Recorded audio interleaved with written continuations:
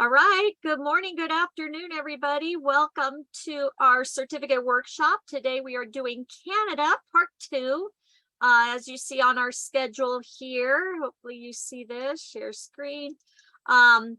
So we have Canada for 3 more weeks because it's a long one. Okay. Hopefully we'll get finished sooner. We can do something else, but if not, and like tomorrow, is it tomorrow? Yep, we're starting on St. Lucia, and that's a long one too. So I'll try not to do these long ones all the time because again, it's kind of fun to learn different things, but it is very good information though. Canada has a lot to offer your clients. So if you're new with us, just so you know, we do post this certificate at the beginning, or this training at the beginning of the month. All the links are right here, okay? But Sandy also in our incentive voucher group, she lists it every month with the actual link here. So you guys can go in and pre-register. You guys can also go in and do these on your own if you like, but why when we can do them together, right? Isn't it more fun to do together? Especially, we found that people, live in different places or have lived there and get to share their personal experiences and things, what we should and should not do, etc. So it's kind of fun, again, doing it together. And again, these are very relaxed, fun little certificate get-togethers.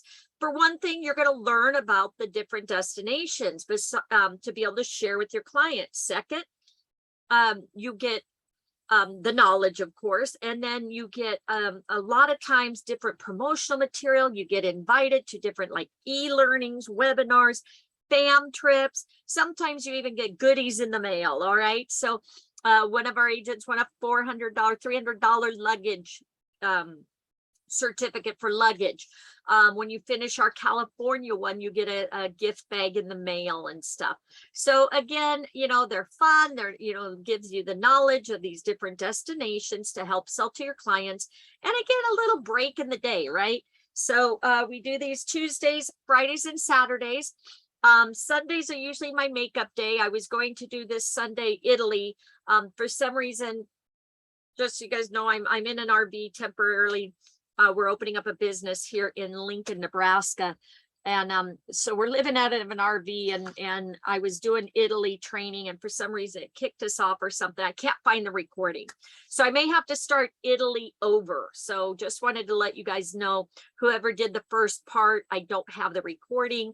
So I did want to go into the second part until we got the first part completed again. All right. Hi, Mandy. Welcome. So just wanted to kind of share that information with you guys. Again, wanted to welcome all of you. If we do have any new agents, welcome. Glad you could join us. So wanted to share. So what happens is we're doing the Canada Training Specialist Program. We did part 1 already. If you haven't done that, it's right here on my YouTube channel. You can catch up. I think you should be able to still follow along for part 2 now. Hopefully, if not, you may have to come back and catch up, but I think you should be able to. All right, so let me show you. In case you didn't get part 1, you want to make sure you finish it. And there we go. It's right here. This is my YouTube channel. Okay. So all the trainings are right here. Peru, Barcelona. So here's Canada part 1. So again, if you missed the first part, it's right there. Okay. He needs to. All right, let me go here. And here is all the trainings that we have done. So you guys will have them for later. Okay. All right. And there's the incentive vouchers. There's also, I recorded the travel agent opportunity if you want to check that out. Okay. Share with prospects, share with family and friends. If they can't make a live webinar, now you can share the recording. And then again, tons and tons of trainings. How about the Margaritaville at Sea, guys? That's a great one. And then also we have our incentive vouchers, of course. Right here, Marriott agent rates. Thanks, Linda, for joining us. And penny fares. You guys want to learn about penny fares? Check that out. Save money. It's on Spirit. All right, so let's go ahead and get started. Is everybody in the program? If not, you should be able to click here and then you go into log in. And we're going to go to learn, okay, retain, promote, and sell. Okay, so we're doing the learning program. Complete the modules to gain points towards your ultimate goal of becoming a Gold Canada specialist. The bar along the right will show you exactly how you're doing. Okay, so as you see right here, we've only completed 2 out of 22. We have a long ways to go, guys. So hopefully you guys will stick with me and we finish it. Of course, we won't finish it today. As you see, we do have it scheduled for the next 3 weeks. Okay. All right. So we're going to do the foundation, get to bronze. Then we'll go into the experience, dive into Canada's many distinctive experiences, achieve silver status, and then the provinces. Okay. So again, kind of a long one. Some of them we get them done in 20 minutes, some 10 days, you know. So again, let's just do it, have fun. All right, so this says restart, but I think I completed that. Let me just make sure. May have jumped into it. All right, the green strip shows what's completed. Yeah, no, it's telling me that okay. All right, so let's go ahead and do, so are we on this one, history? I think we're on history and culture. Everybody there?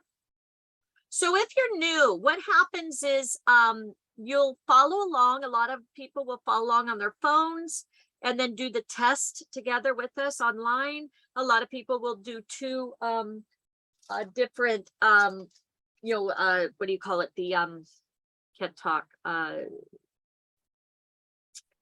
2 screens, Devices. split screen. There we go. It's like, I can't talk. Okay. All right. So, everybody ready to get going? So also, I will read, we'll watch videos and stuff. And then afterwards, we get to the test. Okay. So if you're still registering or you're doing something, that's fine. Just keep your ears open. Okay. All right.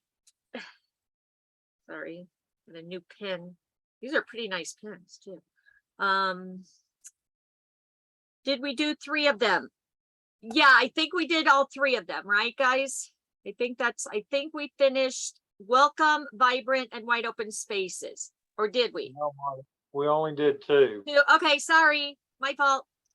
Thank you. Thank you, Marie. Thank you. All right. So we're gonna do wide open spaces. Okay, you guys good? Hold on.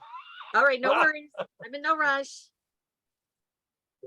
Walton. Let me back out. Okay.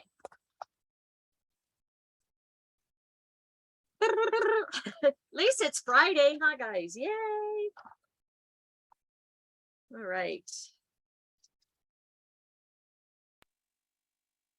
Okay, I got back. So. You're in? Okay, perfect. All right, guys, so let's watch the video and then we'll start the session.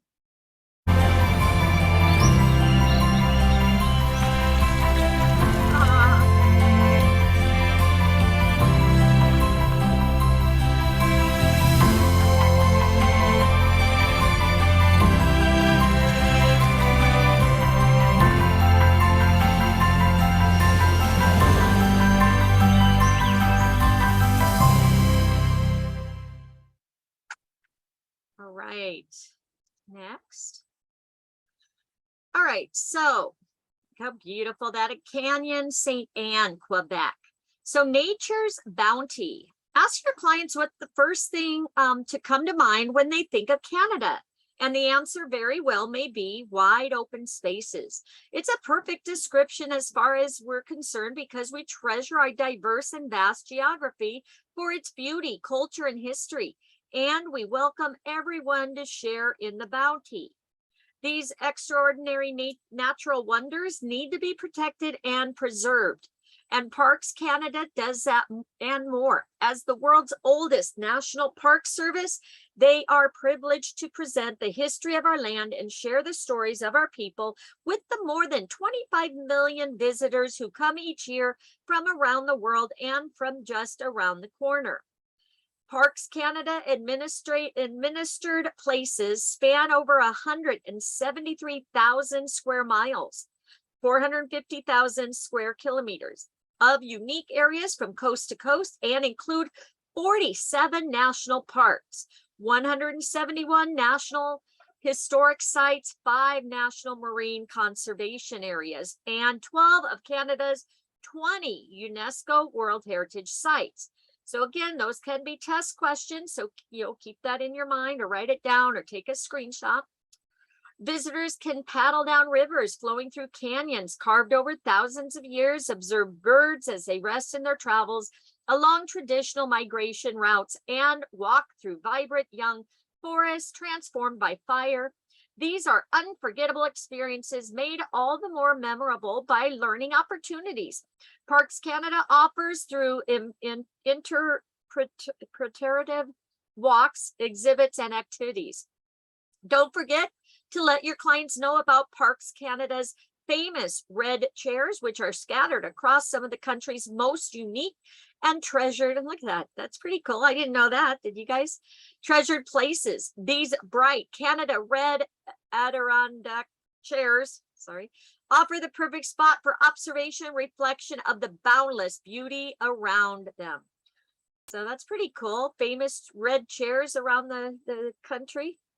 All right, park admission. The Parks Canada Discovery Pass is a great value for fit clients who are planning to visit multiple park locations, as it gives them unlimited admission to more than 80 Parks Canada administered places across the country. Daily admission and commercial group admission options are also available. And more information can be found at www.pc.gc.ca. Did you know Parks Canada offers travel advisors net rates of 15% off adult and senior individual passes? Admission is free for youth 17 and under, and as well as net rates of 10% off on family group passes. No minimum order is required. The Discovery Pass makes admission super easy for your clients, as they don't have to stop to pay upon arrival, and it typically pays for itself in as little as 7 visits. It's easy for you to order passes too. Just email the Parks Canada commercial sales office and they'll send you an order form. You can pay by credit card and the passes will ship to you at no cost. Any unused passes can be returned at the end of the year. Tap the PDF icon on the right to find out more about ordering the Parks Canada Discovery Pass. All right. So again, tap the PDF. So those are right up here. So just so you know, a lot of people will keep binders or folders and you can keep these in there. Okay. So this is talking about the Discovery Pass. Okay. And then let's go out of here and go to the next one. And this one here is a map of all the parks and stuff. Okay. So if you want to save that, oops, don't want that. Okay. Okay. Now it's time for a quick tour of our popular parks and marine conservation areas stretching from the West Coast to the Atlantic Ocean. But first, tap the second icon on the right to save the Parks Canada map so you can follow our cross-country adventure. All right, so I'll have it open because it says it wants us to follow it, okay? All right. Maybe I can move it over. I guess not. Okay. Next.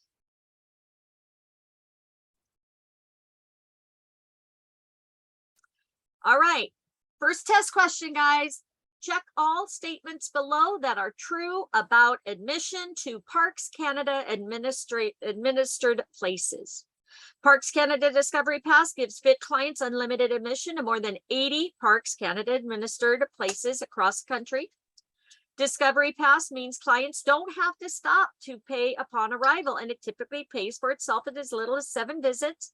Park Canada offers travel advisors net rates of 15% off adult and senior passes. Net rates 10% are offered for family groups. Planning ahead is key, so make reservations whenever possible. Clients can download a helpful Canada map. I would probably say all of them. What would you say? Absolutely. Absolutely. All right, let's do it. Confirm your answers. That is correct. Great job, everybody. Did you all pass? That one was pretty easy. They're not all that easy. All right, next. Western Canada. So this is Marlin Lake Glacier National Park. Kluane National Park and Reserve, Yukon. Starting our Cross Canada Parks tour on the West Coast, we head north to the stunning Kluane. Hope that's right. If not, help me pronounce it right. National Park and Reserve in the southwest of Yukon. It is home to Canada's highest peak, Mount Logan, at almost 20,000 feet high, 6,000 meters, as well as the largest ice field. And it has one of North America's most genetically diverse grizzly bear population. How cool is that? Access and admission. Kluane National Park and Reserve is accessible year-round, with the visitor centers open from spring to fall. If client itineraries include visiting Whitehorse, then they only need to drive an hour and a half via Yukon Highway 1 to reach Kluane's base exploration, the town of Haines Junction. Haines Junction provides a place to stay and to fuel up before journeying farther into the many hiking trails. Things to do: camping, canoeing, mountain biking are available in the park, but hiking is the most popular activity, with trails ranging from short, easy strolls to difficult multi-day route finding adventures. While your clients are hiking, they'll encounter the climatic overlap of the Pacific and Arctic air masses over Kluane National Park and Reserve, which has resulted in one of the greatest diversity of plants and wildlife in northern Canada. So here's the national park, and here Kootenay Forest. Moving south, that's British Columbia. Moving south into warmer climates, we find Kootenay National Park in British Columbia. Kootenay is a place of unique contrast, from icy mountain rivers to steamy hot springs. There are plenty of opportunities to see wildlife too, with over 57 species of mammals and over 180 species of birds wandering and flying around the park. Access and admission. Kootenay National Park is open year-round. To reach Kootenay, visitors can drive through Highway 93 South, which runs through the center of Kootenay National Park and is the only major route into the park. It's accessible via Highway 1, the Trans-Canada, from Calgary, 1.5 hour drive, and Banff, 30-minute drive in Alberta. And it's about a, yes, all Marie, correct. About 9-hour drive from Vancouver. Full amenities are available in the village of Radium Hot Springs, just outside the park's west entrance. Things to do: hiking, wildlife watching, camping are popular activities in Kootenay. But if your clients want the best views, tell them to stay in the car. 58-mile scenic drive through the park includes many twists and turns through the valleys and over 2 mountain passes, providing outstanding photo ops. Make sure they don't forget their binoculars or cameras. I'm gonna get coffee. Kathy, you want to share a soda? I need something to drink. All right, how about the Rocky Mountains? Sorry, guys, I need a drink. National Park, Banff National Park. Canada's first national park encompasses over 2,500 square miles and is both, oh, thank you, and is both important historical and contemporary place for Indigenous peoples and others to connect with history and nature. Hold on.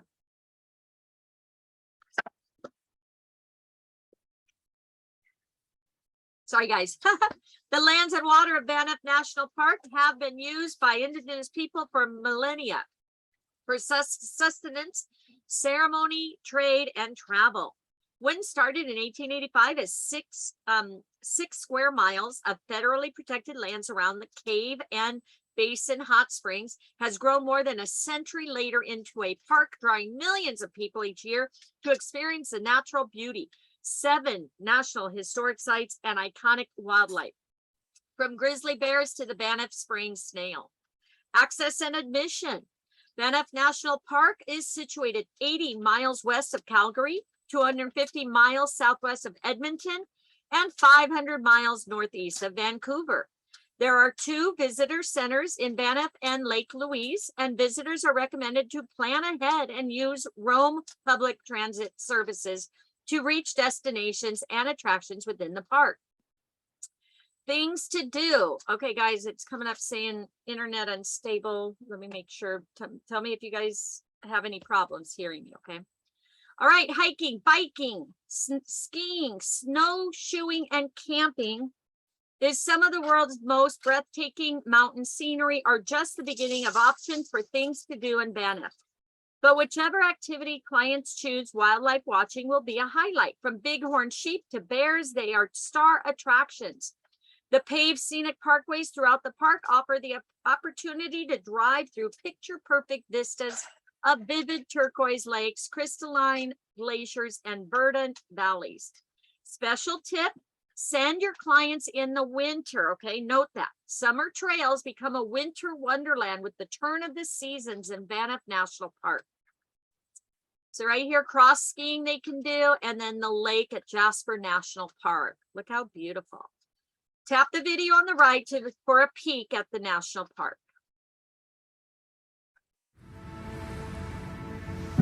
Banff National Park.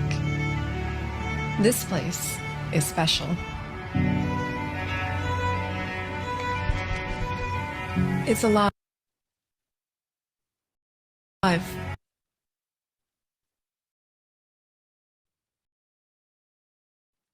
Wild. And that's a cool picture. And interconnected. It's thriving, yet fragile.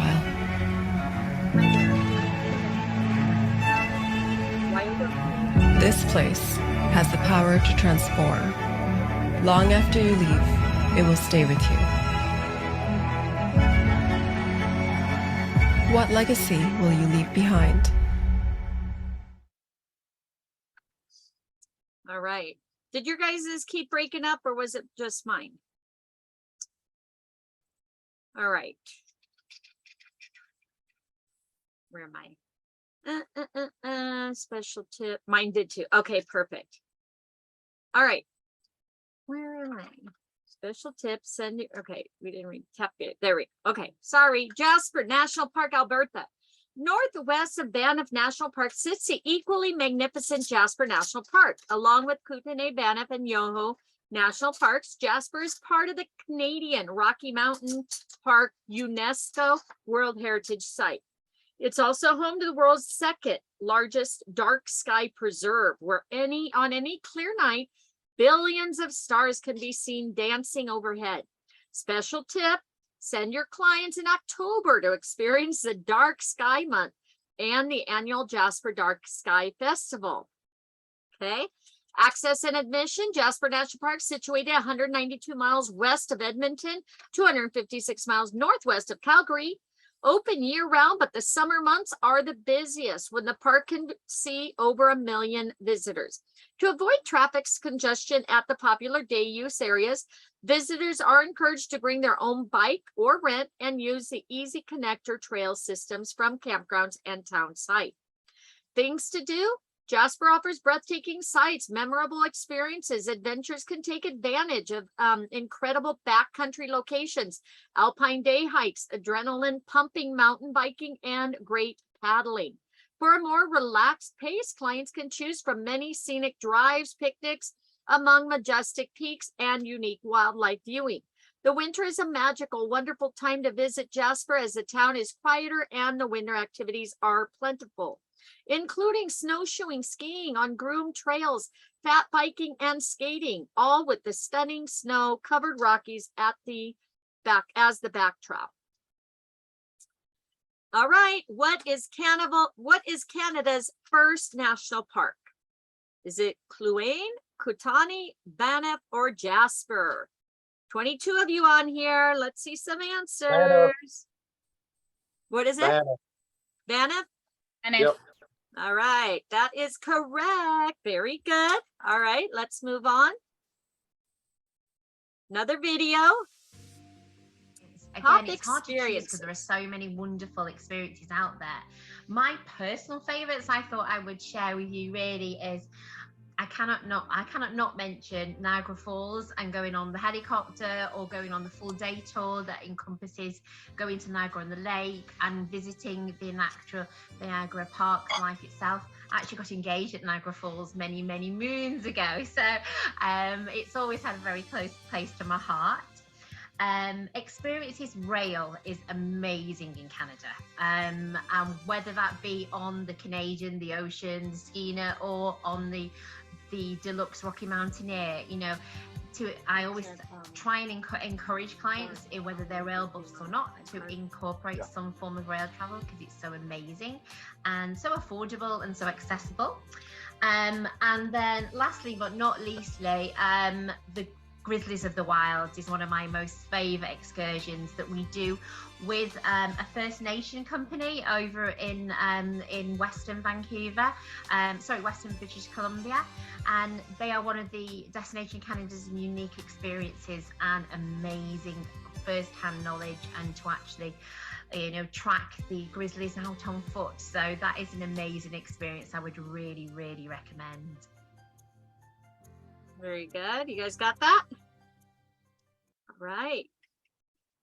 All right. Grasslands National Park, the prairies. So Grasslands National Park, Saskatchewan, fossil followers can head for the heartland to Grasslands National Park in Saskatchewan.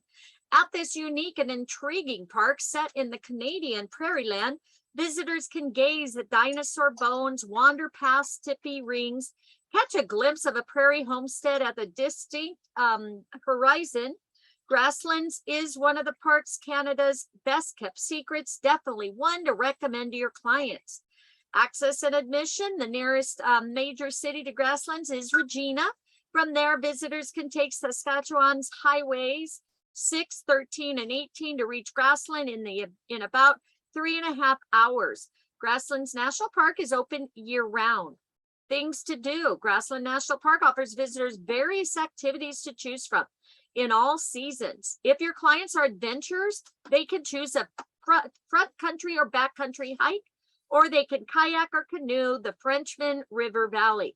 If they seek a more relaxed pace and have a love for animals, they can go horseback riding or bird watching around the park. Whatever they choose, they will be able to witness what few have: the native mixed grass prairies ecosystem.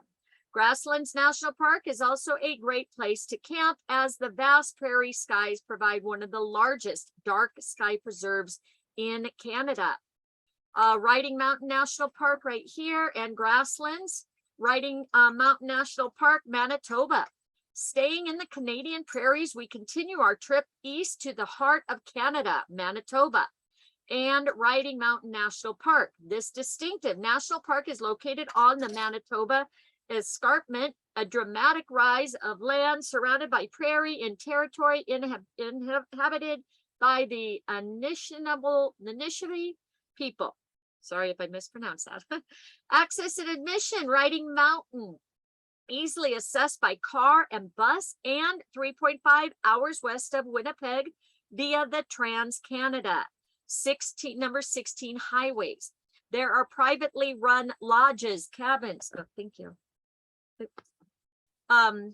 and hotels right in the town site of Wassa Gaming for easy overnights. That's Riding Mountain National Park is open year-round. Things to do in Riding Mountain: hiking is a must, as there are almost 250 miles of trails to explore. If your clients don't feel like walking, they can go horseback riding, kayaking, and cycling.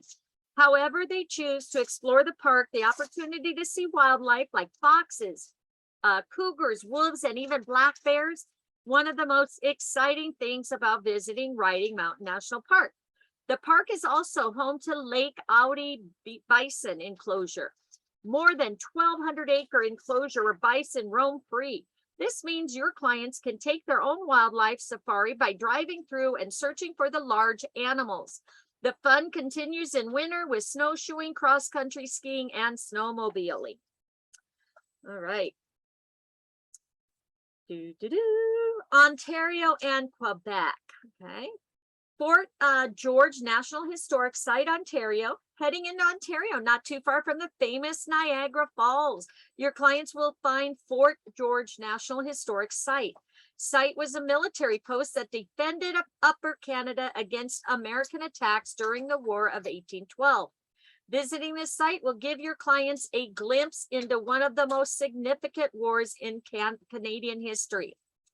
Access and admission. Fort George is an easy day trip from Toronto and is also just 14 miles from Niagara Falls, making it an ideal detour for your history buff clients. Budget a few hours to see the fort, which can be explored independently. Fort George is open year-round. Things to do while at the fort. Your clients will be able to explore and discover the remnants of the War of 1812, including the blockhouses and canyons on the lookout. Fort George also offers many paved and unpaved trails between Fort George, Butler's Barracks, and Paradise Grove in beautiful Niagara-on-the-Lake. Look how cool that is. That's pretty cool. That are perfect for walking, running, biking, and dog walking. The trails are free to use and available year-round. So you have the lighthouse at Minnigan, and then Minnigan's Archipelago National Park Reserve. Okay. Minnigan Archipelago National Park Reserve in Quebec. Moving closer to the East Coast in the province of Quebec, visitors can discover a true hidden gem. Mingan Archipelago National Park Reserve. Mingan comprises roughly 1,000 islands and islets scattered between Long Point de Mingan to the west and Anguanish to the east. The archipelago covers a surface area of about 35 square miles of natural treasures and offers an insular environment where the biggest concentration of monoliths in Canada can be found, as well as a spectacular diversity of flora and nesting places for thousands of seabirds and shorebirds. Access and admission. Mingan is a bit farther away from major city centers, which means it's a perfect place to visit on a road trip. The closest city is Quebec City, which is 9 to 10 hours away by highway 138. It's also a 13-hour drive on Highway 138 from Montreal. Road trip idea. Send your clients on a Côte Nord 7-day road trip. Leads them to Mingan and back, departing from Montreal or Quebec City and driving along the coast. They can stop at several scenic spots to look for beluga whales, snap pics at the Prince Shoal Lighthouse, stroll along quiet beaches, and go island hopping. And then things to do. Hikes range from easy to intermittent, can take anywhere from 10 minutes to 12 hours. Water sport lovers will jump at the opportunity to go paddleboarding or kayaking. Mingan also offers multiple sea excursions to help your clients discover the island's riches and get up close and personal with towering erosion monoliths that create this unique landscape. Several boat operators recognized by Parks Canada offers these excursions, and it's always recommended to check schedules and book transportation in advance with a Parks Canada accredited company. All right, what national park would clients see the country's biggest concentration of monoliths, as well as spectacular diversity of flora and nesting places of thousands of seabirds and shorebirds? Mingan. Mingan.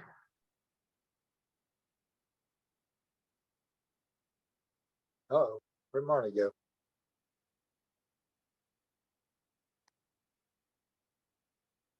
Sorry, I had to take a drink of my coffee. Yes, that's correct. Mingan. Did everybody pass that? All right, next. Check and see what time our training is tomorrow. Or Monday, sorry. Actually, it's Tuesday, sorry.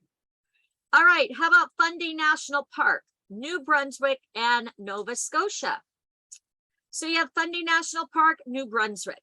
Our cross-country parks tour has reached the Atlantic coast with Fundy National Park in beautiful province of New Brunswick. Here, your clients will experience the world's highest tides, not to mention pristine forests, incredible valleys, and a delicious taste of Atlantic Canada culture. Access and admission. Clients flying or driving into Moncton or Fredericton will find that Fundy National Park is an easy drive for both cities. 1 hour from Moncton via Highway 1 and Highway 114, and about 2 hours by Highway number 2 from Fredericton. Fundy is a 1.5 hour drive via Highway 1 from St. John. Things to do there. Fundy National Park is more than its coastline along the Bay of Fundy and world's highest tides. It is made up of rolling and rounded mountains, which form the Caledonian Highlands. An incredible terrain ideal for great beaches, river valleys, and waterfalls, which can be easily explored by the network of over 60 miles of hiking and mountain biking trails. It is a dark sky preserve. There are 4 unique campgrounds to choose from should you plan to stay overnight. Families can enjoy saltwater swimming pool and a splash zone, while for avid golfers, a beautiful 9-hole par 70 course designed by renowned golf course architect Stanley Thompson. Biking, kayaking, and golfing equipments can be rented on site. All right, here's the sky with all the beautiful stars, Fundy Discovery.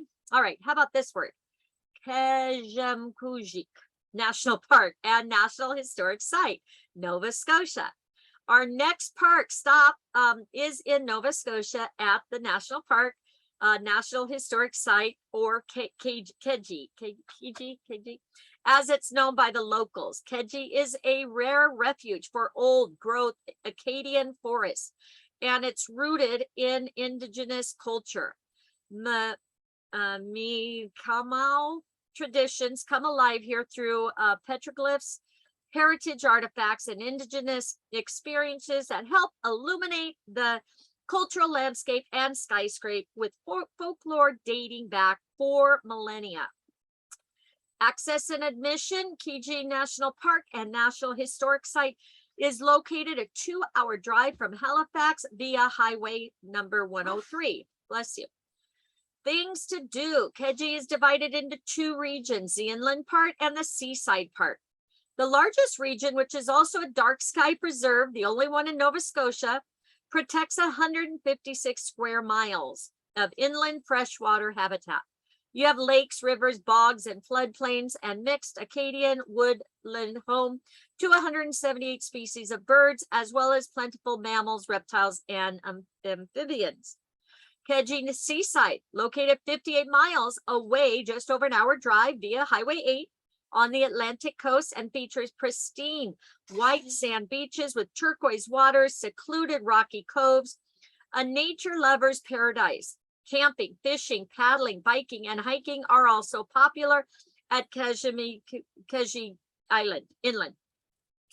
As the sun sets over the western shores of Keji Lake, the sky unveils a beautiful panorama of tens of thousands of stars. Starry-eyed visitors can rent a dark sky kit for a self-guided adventure or join a guided night sky program. All right, Fundy National Park boasts the world's highest tides, not to mention pristine forests, incredible valleys, delicious taste of Atlantic Canada culture. Where is it located? Nova Scotia? New Brunswick. New Brunswick. See, you guys are good. Great job. All right, New Brunswick. Got that? Everybody, let's go on. All right, Prince Edward Island National Park. All right, PEI and Newfoundland and Labrador. Prince Edward Island, Canada's smallest province, is home to our next stop, Prince Edward Island National Park, the picturesque coastal park located on the north shore of Prince Edward Island and is divided into 3 regions of beautiful beaches, trails, and coastline. The provincial capital of Charlottetown is about 3.5 hour drive from Halifax or a 2-hour drive from Moncton, both via the Trans-Canada Highway. From Charlottetown, it's only about 15 miles to the park. Things to do there: coastal paradise, several supervised swimming beaches, including the popular Cavendish Beach and Greenwich Beach, with both which boasts the highest sand dunes in the province. If your clients are spending an entire day at the beach, they'll want to finish off an ocean view where the setting sun paints the red sandstone cliffs of Cavendish in colors they'll only see here. PEI National Park is also home to over 30 miles of trails along the coast through upland forests, alongside marshes, ponds, and coastal dunes. Golfers can shoot for the green at the Greens Gables Golf Course.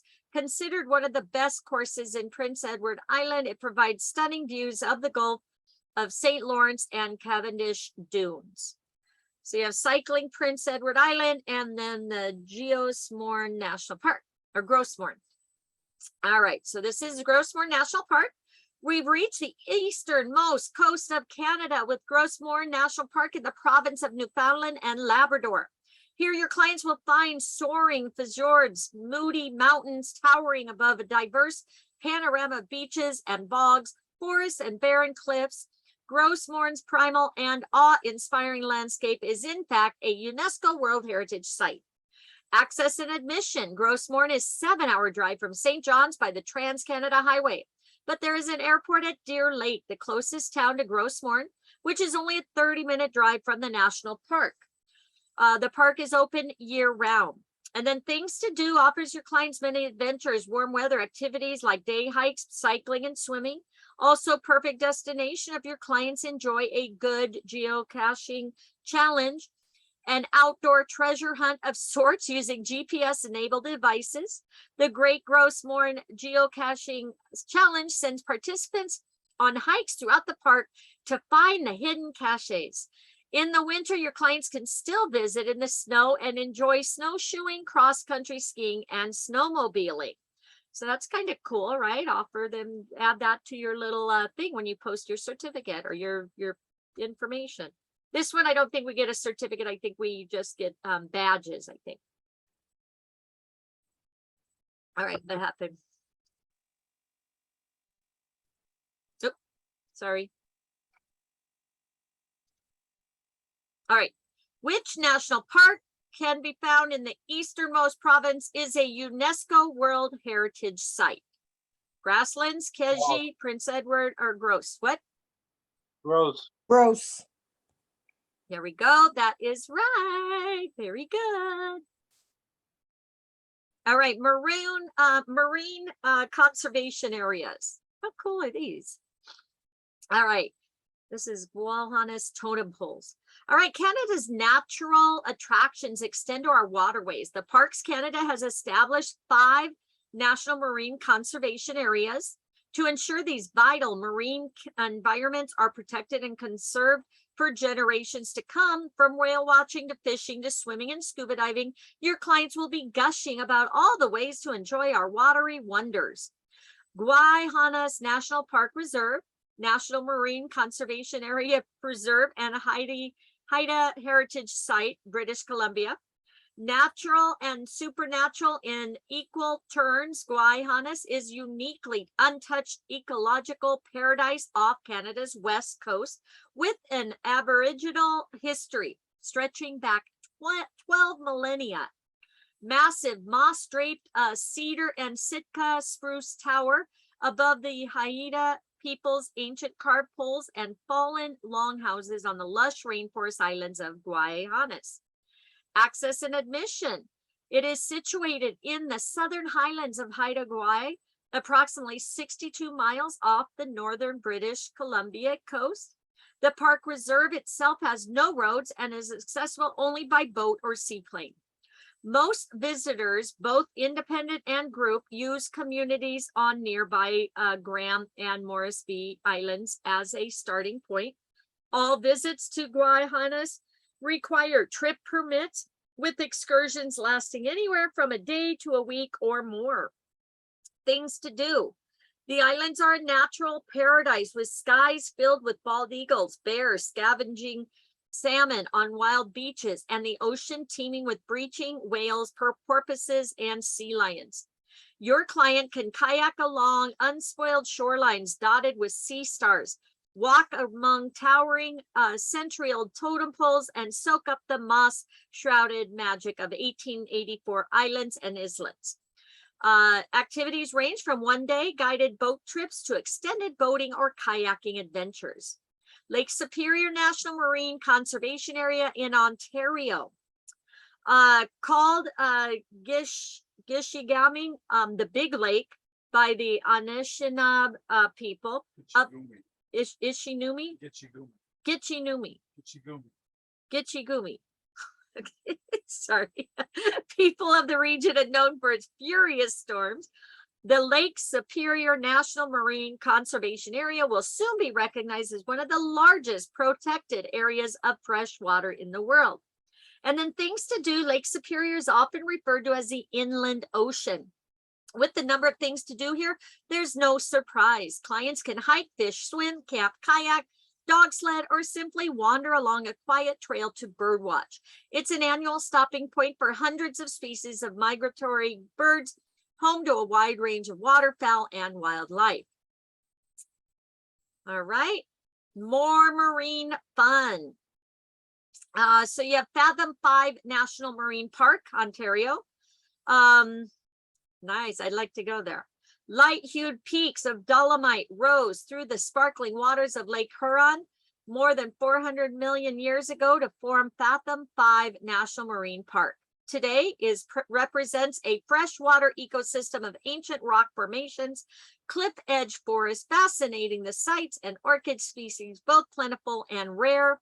Access and admission, Fathom 5 is located on the Bruce Peninsula, a 4-hour drive from Toronto, near the full-service town of Tobermory. Visitors can also access from the north via Northland Ferry. MS Shiman services seasonal. Things to do. Clients can visit for day or backcountry camp on enchanting Flower Pot Island, home to charming coastline hikes, dramatic dolomite formations, 19th century lake faring history, and serene backcountry campsite illuminated by the stars. Underwater exploration is exhilarating in Fathom 5 with more than 20 century-old shipwrecks as well as submerged geological wonders. You have Saguenay St. Lawrence Marine Park in Quebec. It's a marine protected area that covers 480 square miles, including a section of the St. Lawrence estuary, and of the Saguenay River fjord. This beautiful marine park is recognized as one of the best places in the world for whale watching. Access and admission, the park can be explored from 4 different tourist regions: Charlevoix, the Saguenay Lac Saint-Jean, the North Shore, and the Lower St. Lawrence. There are also several discovery activities based in the village of Tadosek, which is located about 290 miles from Montreal, 133 miles from Quebec, and 77 miles from Saguenay. Things to do. Clients can kayak or sail along the black waters of the Saguenay fjord, surrounded by cliffs almost 1,000 feet tall, as they observe scenes full of sea life, great whales, seals, and seabirds who inhabit the estuary. Hearing a deep whale blow or catching a breach from the dark waters is truly memorable experience. And the adventure continues underwater too, with dives to explore the vibrantly colored plant and animal life below the surface. All right. Which marine conservation area is recognized as one of the best places in the world for whale watching? Gary St. Lawrence Marine Park. That is correct. Thank you, Earl. Earl's sure paying attention. Huh, guys? All right, everybody got that? Huh? I like Canada. Okay, cool. Well, thank you. All right, another video.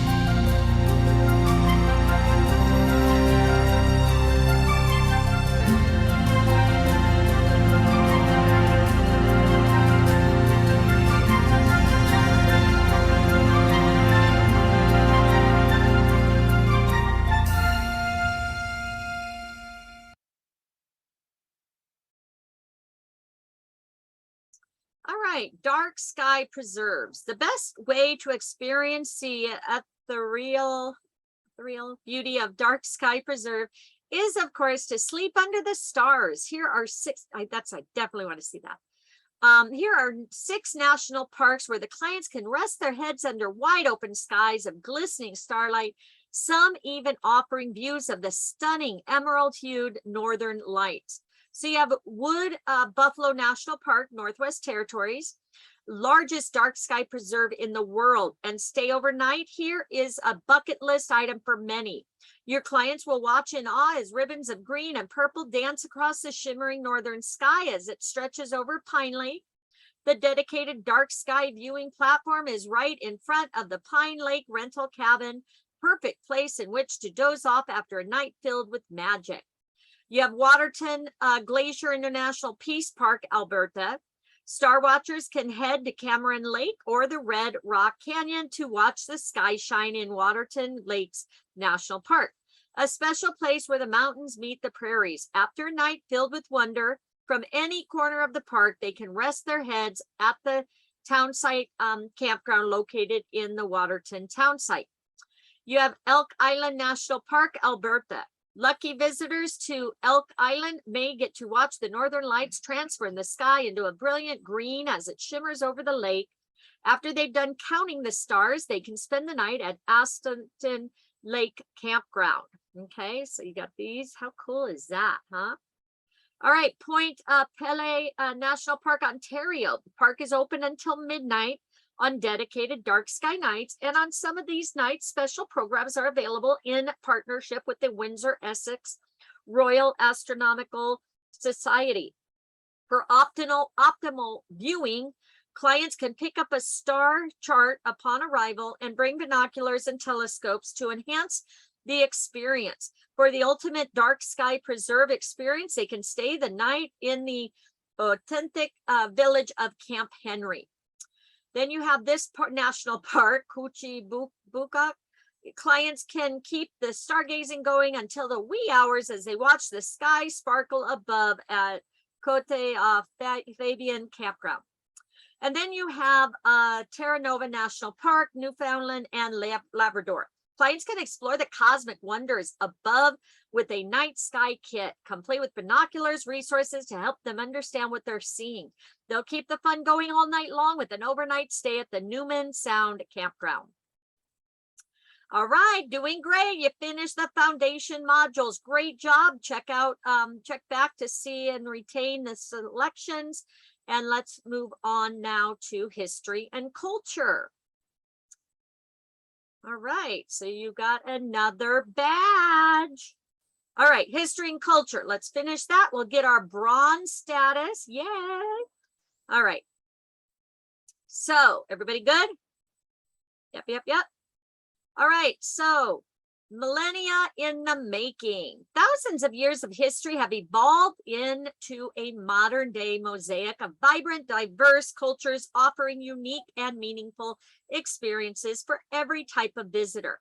But before we explore the many ways your clients can immerse themselves in multifaceted culture of Canada today, let's take a quick step back in time. The first inhabitants of this land, which was known as Turtle Island, were the indigenous people who thrived here for thousands of years before the arrival of settlers like John Cabot from Britain to Newfoundland in 1497. The French arrived soon after, including Jacques Cartier, who claimed the St. Lawrence River and surrounded areas for France. Led by Samuel de Champlain, the French established the first permanent settlements in Port Royal and Quebec City in the early 1600s. In the country we now call Canada, the French and indigenous people participated in the vast fur trade economy driven by the demand for beaver pelts in Europe. Where does the name Canada come from?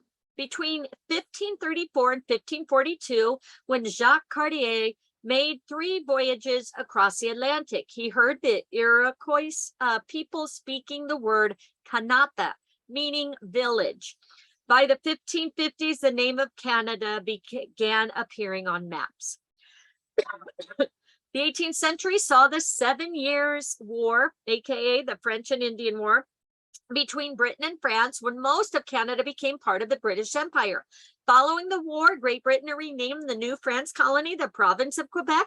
The French-speaking Catholic people known as habitants of Canadians strove to preserve their way of life in the English-speaking Protestant-ruled British Empire. In 1840, the Act of Union unified what was then known as Upper and Lower Canada. Canada continued to expand westward, and July 1867 officially became a country when British Parliament passed the British North America Act. Now let's learn a bit about Canada's original inhabitants and settlers. All right, so now you get like a history lesson, guys, all right? It's kind of informative. So our diverse community. Canada is home to 3 distinct groups of Indigenous people with unique histories, languages, customs, spiritual beliefs, which form the very foundation of our national culture. So you have First Nations, a term for Indigenous people who are not Métis or Inuit. They are the original inhabitants of what is now Canada. There are 634 First Nations in Canada who speak more than 50 languages. First Nations is only a general term. First Nation people are likely to identify with specific nations or communities in those nations. Most First Nations live in the land south of the Arctic. Some live in cities and towns, but mainly live in communities called reserves. In 2016, the First Nations population was 977,230. Métis have mixed European and Indigenous ancestry. Métis live in the prairie provinces and Ontario, but they also live in other parts of Canada. Métis means different things to different people and groups, but in general, the term is used to describe communities of mixed ancestry. It is also refers to a specific community, the Métis Nation, which grew in Western Canada around the Red River Colony in the 1800s. The most spoken Métis language is called Michip, a mixture of Cree, Saulteaux, Ojibwa, and French. In 2016, the Métis population was 587,545. Inuit mainly live in the northern regions of Canada. The word for one member of this group is Inuk, and their homeland is known as Inuit Nunagat. This is the land, water, and ice in the Arctic region. There are 8 main Inuit ethnic groups. Inuktitut and Inuit language has 5 main dialects in Canada. In 2016, the Inuit population was 65,025. For thousands of years, Indigenous people lived in complex societies. They also have political systems. They all had economies. They all had religions. They all had art, and they all had science. They were, however, different from each other. For example, First Nations in British Columbia are different from First Nations in Ontario. You'll learn more about the incredible resilience and diversity of Indigenous cultures, people, and how visitors can best experience them in future modules. French Canadians. There are more than 7 million French-speaking Canadians, francophones in Canada. That's over 21% of the population. Francophones are spread throughout all regions, but are concentrated in Quebec, where they number over 6 million and form the province's majority population at almost 80%. These descendants of the French pioneers are considered a founding people, and this is why French is one of Canada's 2 official languages. Let's delve a little bit deeper into Francophone Canada next. Canada is home to 3 distinct groups of Indigenous people with unique histories, languages, customs, spiritual beliefs. Which group below is not one of the 3?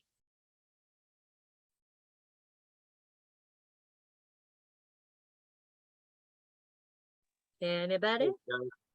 What is it? The Francophones. Yeah, That is Francophone. correct, the Francophones. Thank you, Jamila, also. All right, guys, let's move on.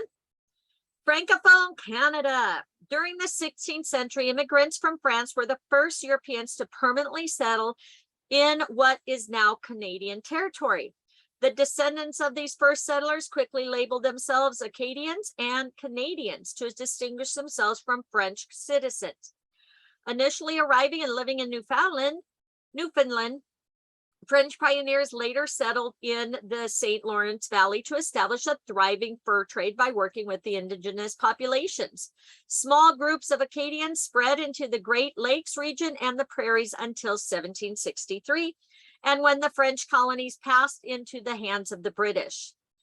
The Francophone communities throughout Canada strove to preserve their heritage and identity over the next 2 centuries, often in different conditions, and in the second half of the 20th century, made important gains in being recognized as a founding people. Today, Canada's Francophone language and traditions are vital elements of our national culture. All right, so there's Fairmont and Grand. Okay. Quebec, Francophone epicenter. The 6 million or so Quebec citizens who live, work, study, create, and express themselves in the French represent the largest portion of Canada's Francophone community. Today, more than ever, Quebec is making a major contribution to the expanding influence and future of the French language and culture in Canada. French allure and old warm world charm are very much alive in Quebec City region, with a European influence delightful evident of in old Quebec's architecture, cuisine, and colorful traditions. The Quebecois, residents of Quebec, are known for their joie de vivre, lively French accents, culinary excellence, and the warm welcome they extend to visitors. The Acadian coast. On the northeastern coast of New Brunswick, the red, white, and blue flags still fly. These are the flags of Acadia, a colony of New France that settled on the North American coast during 17th, 18th centuries. The descendants of these colonies wear this history proudly, continuing to showcase their French roots, language, and culture. The spirit of Acadia also run deep in Nova Scotia, as it is one of the province's founding cultures, from the brightly painted houses to towering churches in seaside villages to masterfully created handicrafts like their famed hooked rugs. Acadian culture is infused in every aspect of the Nova Scotia. Tap the video on the right to check out more highlights of the French Canadian culture.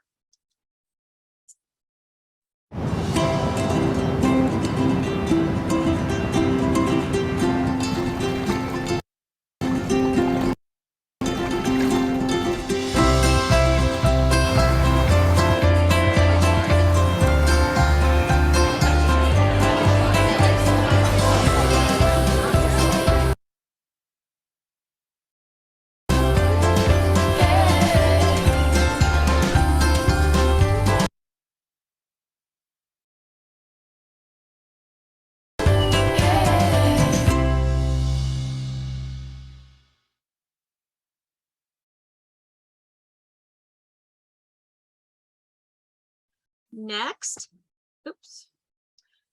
I always lose my place. There we go. Next. All right, which province is the epicenter of Canada's Francophone community? Quebec. Quebec. Very good. Good job. All right, historic sites. Look at the beautiful lighthouse. All right, Canada not only commemorates places of historic significance, but also persons and events for their impact and contributions to society. Today, over 1,500 places, persons, and events have been commemorated by the Government of Canada, and the list keeps growing as our history continues to unfold. You have national historic sites. There are over 970 national historic sites that span the country through every province and territory, and in almost any setting from rural to urban to wilderness. 171 of these sites are administered by Parks Canada. No matter the location, a visit to National Historic Site offers a profound insight into the diverse history of the cultural communities that comprise modern-day Canada. These significant locations include sacred spaces, archaeological sites, battlefields, heritage houses, historic districts, and places of scientific discovery. You have UNESCO's World Heritage Sites. Since 1976, when Canada joined the World Heritage Convention, 20 of our country's most cherished heritage sites have met the criteria to be inscribed on UNESCO's World Heritage List. They represent some of humanity's most outstanding achievements and nature's most inspiring creations. Some sites celebrate the history of human migration, while others provide evidence of the forces that have shaped the planet. Some bear witness to the story of evolution of life on Earth, and yet others pay tribute to extraordinary human achievement. You have Heritage Lighthouses of Canada. When thinking of iconic images from Canada, many conjure visions of quaint and colorful lighthouses beaming over our shores. Indeed, these bastions of light and security have a deep significance in Canada's heritage, so much so that in 2008, we adopted a new law to protect and conserve them, the Heritage Lighthouse Protection Act. Have your clients be on the lookout for a network of heritage lighthouses along ocean and lake shores, from the 21 lighting up British Columbia's western coast to 22 more on the Atlantic in Nova Scotia. Visitors will also find them in Manitoba, Ontario, Quebec, New Brunswick, Prince Edward Island, and Newfoundland and Labrador. All right, next.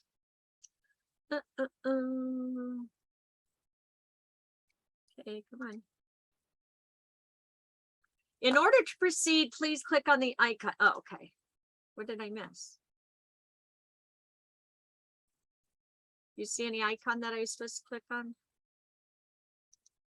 Okay, there we go. Sorry. All right.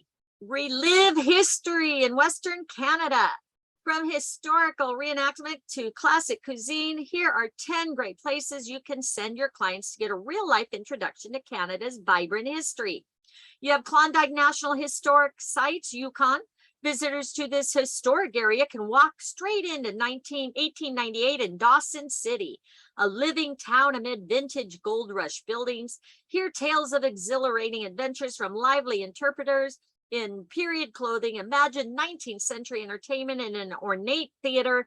Experience a famed wilderness poet's life in a log cabin, or step on aboard a vintage stern wheeler. Lays on a stately veranda surrounded by pristine gardens.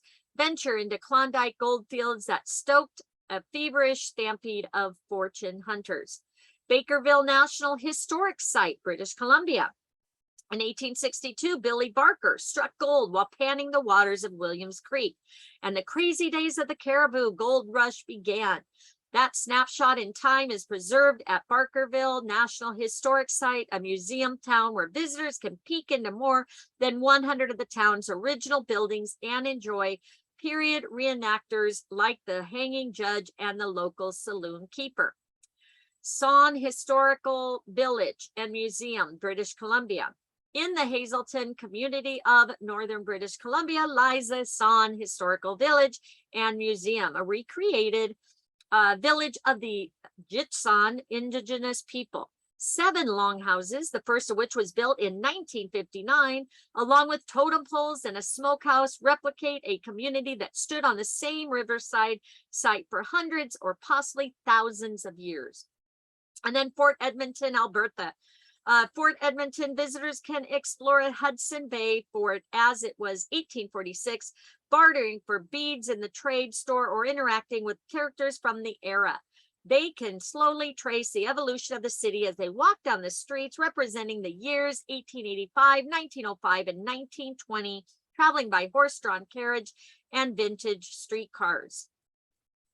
Check 2 museums below that offer treasure trove of information on what life was like during the gold rush. I say the Klondike and Sawn. Which 2 would it be? I think it's the Bakerville Gold Rush began. And then it's going to be the Klondike gold fields that soaked to fever stampede. All right, so Barkerville and Klondike. Ding, ding, ding, you are correct. Thank you, Belinda. All right, everybody got those? All right. Relive history in Eastern Canada. Saint Marie among the Hurons, Ontario. Is it Hurons right there? In 1639, French Jesuits began constructing Ontario's first European community, Saint Marie among the Hurons. The headquarters for the French Jesuit mission to the Huron-Wendat people included a church, workshops, barracks, and more. In this recreated environment, visitors can watch the interaction of French and Wendat nations while enjoying demonstrations, storytelling, and games. Fort William Historical Park, Ontario. Send your clients 200 years back in time to live like Voyager at Fort William Historical Park. The park was the headquarters of the Northwest Company's inland fur trade during the early 1800s, a key economic industry in Canada's history. Visitors can walk among 42 historic buildings and interact with members of 19th century fur trade society. Scottish fur traders, French voyageurs, artisans, farmers, Ojibwa and First Nations, and hear their personal stories. King's Landing Historic Settlement, New Brunswick. Escaping the canyon fire of the American Revolution, Loyalists made their way north to Canada to rebuild their futures on the peaceful banks of the St. John River. In modern day New Brunswick at King's Landing Historic Settlement, visitors can experience daily life as the Loyalists lived it from the 1780s to the early 1900s, when villagers grew their own wheat and vegetables, milked the cows, chopped the wood, and stoked the fire. Fortress of Louisbourg National Historic Site, Nova Scotia. Clients will step back into the 1700s when visiting the beautiful historic site. First home to Micmac, Louisbourg was one of the busiest harbors on the continent in the 18th century, and it is the largest historical reconstruction in North America today. Visitors will discover the diverse cultures that shape the center for fishing and trade, including French, Basque, Irish, and African people. Taste fresh bread baked in stone ovens, watch ladies make lace in their parlors, share stories with soldiers and fishermen in the waterfront taverns on the doorsteps of the Atlantic Ocean. The site includes 5 coastal hiking trails, an authentic lighthouse, and 2 sandy beaches steeped in history. L'Anse aux Meadows National Historic Site, Newfoundland and Labrador. First authenticated European settlement in the Americas. Visitors will discover the remains of an 11th century explorers base camp and see artifacts from 1,000 years ago. In the reconstructed settlement, they can hear tales from Viking sagas, watch the chieftain's wife make sailcloth, and the blacksmith work the ancient forge. All right. There we go. Acadian coastal culture. Cool is that? All right. There are many ways your clients can experience the unique and enticing Acadian culture when visiting Atlantic provinces, New Brunswick, New Brunswick, Nova Scotia, and Prince Edward. From North Shore to the Acadian Peninsula and the Acadia of the Southeast, the Acadian lifestyle in New Brunswick has been shaped by the sea. In addition to the beautiful beaches, vibrant seaside communities, visitors will find museums, historic sites, living history villages that bring the Acadians' remarkable 400-year history to life. While restaurants and galleries provide a distinctively modern connection to the past, the village historic Acadian is a tourism complex built around a 1.3-mile circuit bordered with historical buildings, all inhabited by fully bilingual French and English interpretive guides. More than a simple open-air museum, the historical site houses a vast array of characters that come to life by portraying the day-to-day lives and major events of Acadian families from 1770 to 1949. Showcasing their customs, creativity, and hospitality. Visitors can help with farm chores, take an Acadian cooking class, or explore more than 55 historic buildings to learn from costumed interpreters. Visitors can also experience Acadian culture through live music, stories, and food at La Paz de la Sagine, where entertaining performances art is based on the characters of La Sangoine, a world-acclaimed play by New Brunswick Acadian author Antonin Mallet. Did you know National Acadian Day is August 15th? The colorful celebration features a host of festivities, including the Tintamar, a lively march through the community with improvised instruments, noisemakers, where the joyful spirit of Acadia is on full display. All right, on Nova Scotia, clients can visit Grand Prix, a powerful monument that unites the Acadian people. Here they will uncover the tale of La Grande Derangement, tragic event in Acadian history that has shaped the vibrant culture of modern day Acadians across the globe. The site commemorates the Grand Prix area as a center of Acadian settlement from 1682 to 1755 and the deportation of the Acadians, which began in 1755, continued until 1762. For many Acadians throughout the world, the site remains the heart of the ancestral homeland and the symbol of the ties that unite them to this day. The site is best experienced with a guided tour. After the visit, advise clients to take the path up the hill to landscape of the Grand Prix View Park. They'll quickly understand how this area got its name, Grand Prix, which means Great Meadow, or Grand Prix, and why it became Canada's 16th UNESCO World Heritage Site. All right, which powerful monument of Nova Scotia unites the Acadian people and the Canadians' 16th UNESCO? Very good. That one's an easy one, right? I even knew that one. All right. All right, cultural creators. All right, Canada has made a worthy contribution to the global art scene with the cadre of notable writers, musicians hailing from our cities and hamlets. We're spotlighting a few creators here, along with some ways your clients can explore their sources of inspiration and cultural impact. So you have Cohen's Montreal. Leonard Cohen, singer, songwriter, poet, and novelist, remains no less a part of the fabric of Montreal since his passing in 2016. The city proudly claims Cohen as their own, and the 11,000 square foot portrait mural featured downtown is a testament.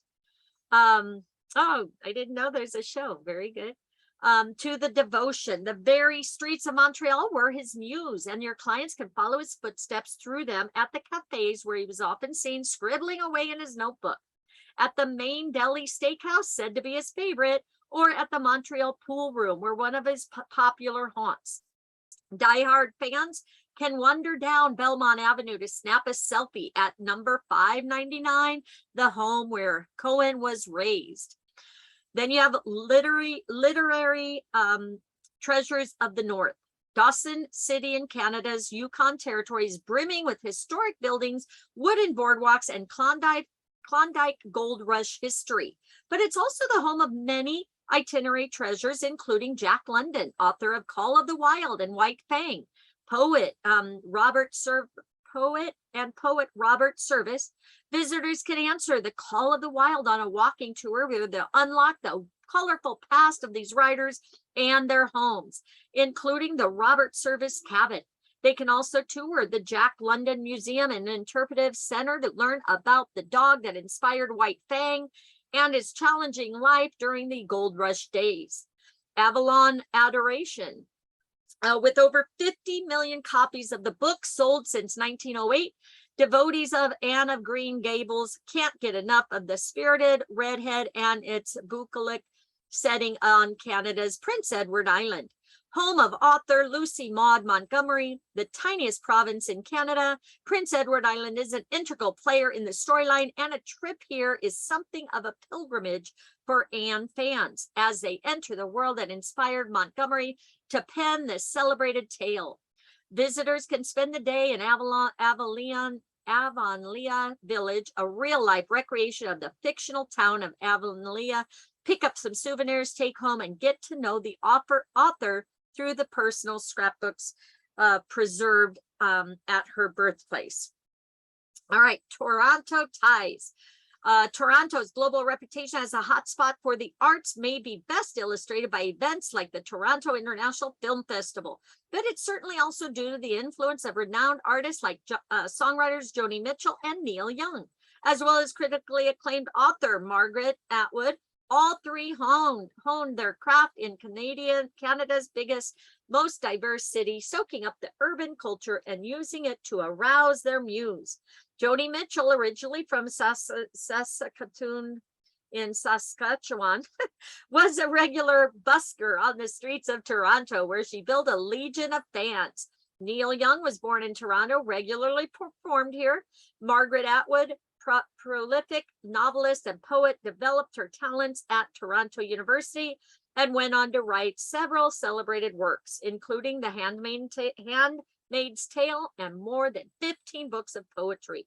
Western spirits, send your clients to Alberta to discover authentic Western spirit. Follow the pathway of acclaimed vocalist Katie Lang from the days of performing with her very first band in the city of Edmonton. Lang has embedded the country soul of Alberta deeply into her music, propelling her to global fame. Next. All right, must-see museums in the West. All right, there are 2,000 museums in Canada, each with its own story to tell. But since you most likely won't be building itineraries with time to visit all of these, we've compiled a list of 15 popular and inspiring museums that are a must. Okay, so again, maybe keep copies of these. Dawson City Museum. Klondike Gold Rush turned Dawson City into one of the West's biggest settlements overnight.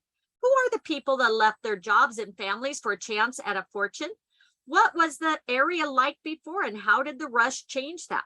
These are a few of the questions answered by Dawson City Museum. Visitors can enjoy a gold pouring demonstration, explore old mining locomotives, among other exhibits. You have the Royal BC Museum. Walk through Victoria in the 1920s, see a woolly mammoth in its habitat. Learn about the ceremonial masks of local Indigenous people, all under one roof. The natural and human history of British Columbia is permanently on display at the Royal BC Museum in Victoria, with a collection of more than 7 million artifacts and items shown in an immersive and realistic setting. The Museum of Anthropology in British Columbia contains one of the finest displays of Indigenous art in the world, all in breathtaking setting overlooking the water and mountains of British Columbia. Located on ancestral Musqueam land, the museum strives to showcase the incredible culture and tradition of their First Nations hosts. Over 10,000 cultural significant objects from around the world are on display in the museum's gallery. Which museum contains one of the finest displays of Indigenous art in the world, not to mention breathtaking views of the water and the mountains? The Museum of Anthropology. Thank you. That is correct. Very good. He knows his stuff, huh? All right, some more museums must see. Royal Tyrrell Museum in Alberta. Around 75 million years ago, the town of Drumheller, Alberta, about an hour and a half northeast of Calgary, was a hotbed of dinosaur activity that in turn turned Drumheller into a treasure trove of dinosaur fossils, which led to the creation of the Royal Tyrrell Museum of Paleontology, with one of the biggest displays of dinosaur skeletons in the world and over 160,000 individual specimens. The Royal Tyrrell Museum is a must-see for both science lovers and fans of Jurassic Park. The Manitoba Museum, Winnipeg, Manitoba, is the largest museum in Winnipeg, and its scope is big as its collection. 9 permanent galleries showcase everything from a recreation of early bison hunts to a full-size replica 17th century ship built in England to commemorate the 30th anniversary of the Hudson Bay Company. The planetarium conjures up the current night sky, giving visitors a panoramic view they won't forget. Canadian Museum for Human Rights. One of the most eye-catching buildings in the entire country is the Canadian Museum for Human Rights in Winnipeg.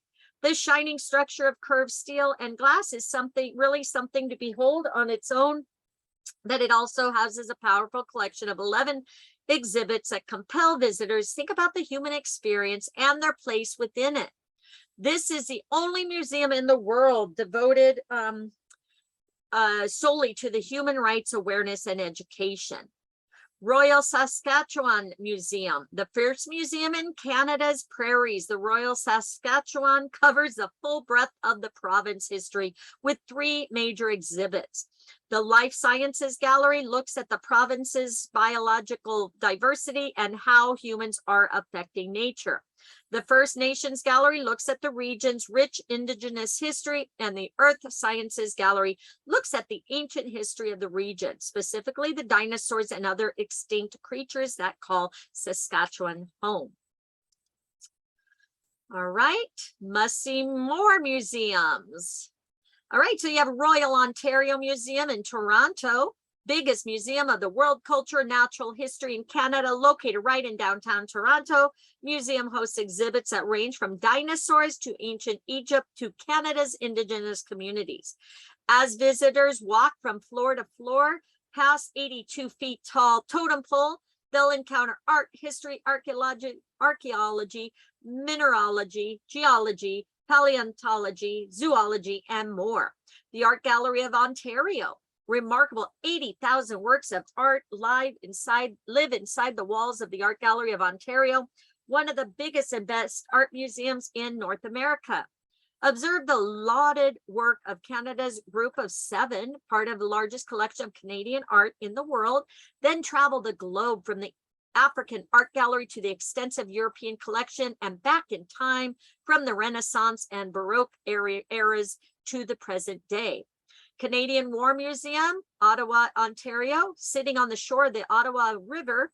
It's hard to miss a Canadian War Museum. The museum's distinctive building, largely flat, but it shoots up 82 feet into the air along one side like a waving hand calling people over. Once inside, visitors will discover exhibitions that cover Canada's involvement in conflicts throughout history, including a vast collection of tanks, military vehicles, and weapons. All right, Canadian Museum of History in Gatineau, Quebec, one of the country's oldest museums dating back to 1856. Wow. Also happens to be the most visited museum in Canada with 1.2 million annual visitors. Why it is so popular, the Gatineau Museum's 4 million items trace the history of the country and the world starting 20,000 years ago. Visitors will discover the story, culture, and beliefs of Canada's Indigenous peoples in a beautiful setting just across the Ottawa River from Parliament Hill. Montreal Museum of Fine Arts. Visitors to the Montreal Museum of Fine Arts are sure to find their place, their Pierce de Resistance, among the 41,000 works in its collection. This is an art museum in the broadest sense of the world, with traditional fine arts, music, film, fashion, and design all represented. In a few hours of browsing, your clients might see an ancient glass vase, a painting from Rembrandt, and unique modern furniture. No wonder it's in the most popular art museum in Canada. And then Musée de la Civilisation. Quebec City Musée de la Civilisation tackles the evolution of our society through its collection of more than 500,000 items and artifacts, as well as the building itself, which is a mixture of old structures and modern design. Inside, clients will find exhibits on Quebec's Indigenous societies, the history of the province, and a variety of touring exhibits covering the evolution of global civilization. Wow. See, we're losing people. Featuring more than 41,000 works of art, which museum is the most popular art museum in the country? Montreal Museum of Fine Arts. Montreal. Did you see the thing from Dr.? Okay. All right, and 2 more. Canadian Museum of Immigration at Pier 21. Any trip to Halifax should include a stop at the Canadian Museum of Immigration at Pier 21. 1 million people have passed through Pier 21 on their way in or out of Canada, and 1/5 of all Canadians have some family connection to this National Historic Site. Visitors will enjoy the museum just as much as residents do as they search ship records in the immigration database. View photo galleries showing the mix of hope and fear in the eyes of refugees and soldiers leaving for war or coming home, and learn how a nation of immigrants came to be. The Rooms, St. John's, Newfoundland, is a province with a rich, unique history, and Rooms is where the colorful story comes together. Built on the site of the 18th century military fort, the facility houses the province's art gallery, archives, and provincial museum. Art and artifacts, historical records, cultural treasures can all be explored under one roof. Visitors can also learn about traditional boat building, animal life on the tundra, and military history. And then festivals. Let's go party, guys. All right, so no matter what time of year, Canadians know how to celebrate life and nature. They welcome visitors to join in the fun. Be sure to consult the calendar when planning vacations to your clients so they can experience one or more of their favorite festivals listed below. So February, they have Winterlude. The winter is embraced and celebrated by Canadians, and nowhere more so than in the capital of Ottawa. Over the first 3 weekends in February at the 4-decade-old Winterlude Festival, there is live music, entertainment, both indoor, outdoor venues, but the highlight is undoubtedly the Rideau Canal Skateway. Every winter, Ottawa's frozen Rideau Canal, becomes the world's largest skating rink at just under 5 miles long. How about February? Quebec Winter Carnival. Highlight of Quebec event calendar since 1894. The Winter Carnival is the largest winter carnival in the world and is celebrated every year in late January into February. There are traditions that have endured over time, including the carnival's snowman mascot with his red sash, twinkling night parade, snow sculptures, and the crazy canoe race across St. Lawrence River, where paddlers often have to break ice to progress. Festival du Voyageur, dubbed the world's largest kitchen party, the festival is a chance to experience food, fun, French-Canadian heritage on the snowy streets of Winnipeg. The 10-day festival features a recreated 19th century fur trading outpost, traditional fortified wine, and other culinary delights, and dozens of live musical performances. In June, you have the Montreal Jazz Festival. Offers 500 concerts. 3/4 are free of charge. The popular events host 2,000 musicians from over 20 countries performing for over 2 million music lovers. July is Canada Day, biggest celebration reserved for July 1st. Canada Day marks Canada's birth as a country. From coast to coast, Canadians don their red and white attire, proudly wave their maple leaf flags, and enjoy fireworks, local cuisine, and of course, great Canadian beer. You have the Calgary Stampede. Every July, more than 1 million don their cowboy hats, head to the greatest outdoor show on earth to enjoy the 10-day Calgary Stampede.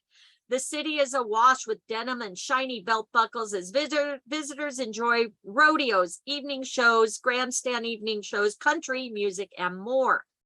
Just for Laughs Comedy. Montreal Comedy Festival, commonly known as Just for Laughs, has been an annual event since 1983, featuring some of the world's best comedians. Also an uproarious stage for up-and-coming comics and characters. Rowan Atkinson debuted his Mr. Bean here back in 1989.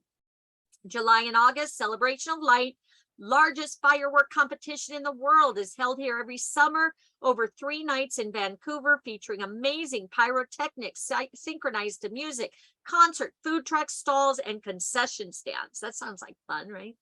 Edmonton Folk Festival, grown from 1 staff member and 300 volunteers at its first event in 1980 to be one of the leading folk festivals in the world. Festival lineup includes best folk music artists from Edmonton, Canada, and around the world. You have the International Film Festival in Toronto, leading film festival in the world, holding its own with the likes of Cannes and Sundance.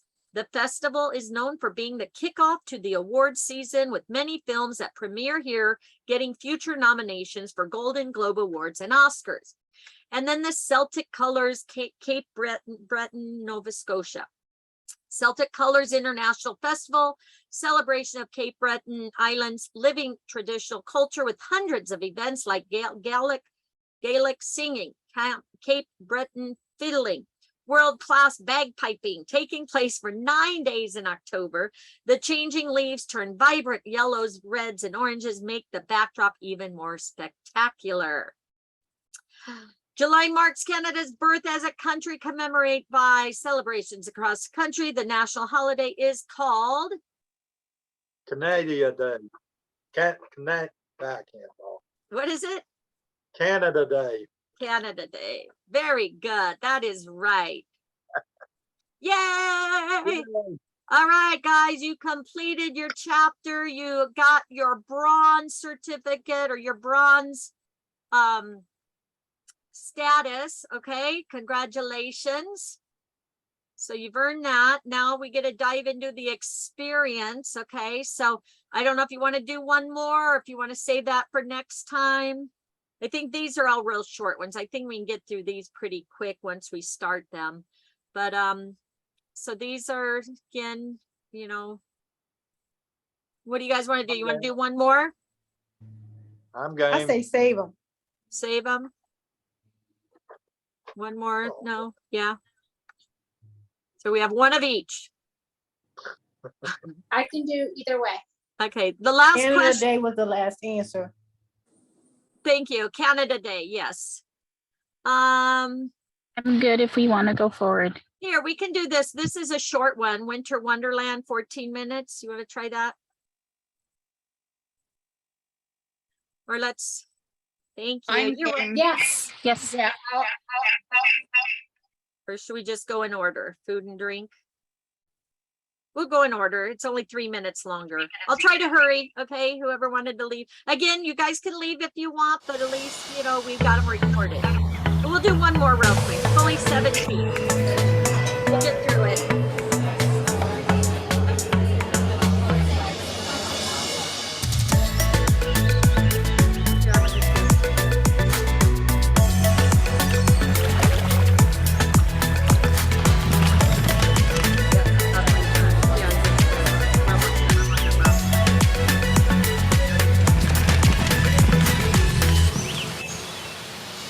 All right, next.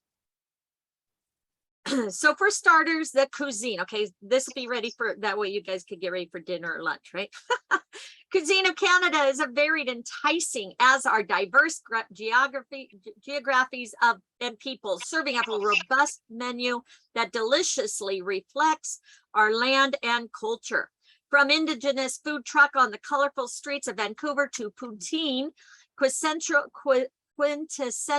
comfort food in Quebec, to seafood boil-ups in Newfoundland, you'll learn in this module how visitors to Canada will be spoiled for choice when it comes to eating. And let's not forget that all these tasty delights need some liquid accompaniment.